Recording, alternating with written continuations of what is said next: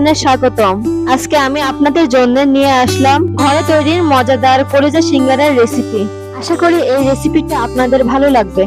চলুন তাহলে একটি লাইক দিয়ে ভিডিওটা শুরু করি। আমি এই মজাদার রেসিপিটির জন্য নিয়েছি 2 কাপ ময়দা। আপনারা চাইলে লাল অথবা সাদা যে কোনো ময়দা ব্যবহার করতে পারেন। এখন আমি দিয়ে দিচ্ছি 1 চা চামচ পরিমাণে কালো জিরা এবং স্বাদ মতো লবণ। এখন এই শুকনো উপকরণগুলো একত্রে ভালোভাবে মিক্স করে নিব।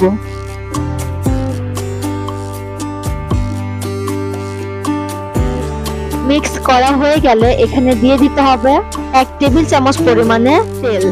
আমি এখানে রাইস ব্রান অয়েল ইউজ করেছি। আপনারা চাইলে যে কোনো তেল ব্যবহার করতে পারেন। ভালোভাবে ময়দাগুলো ঘষে ঘষে তেলের সঙ্গে মিশিয়ে নিতে হবে, তাহলে তেলটি ময়দার সঙ্গে জমাট বেঁধে থাকবে না।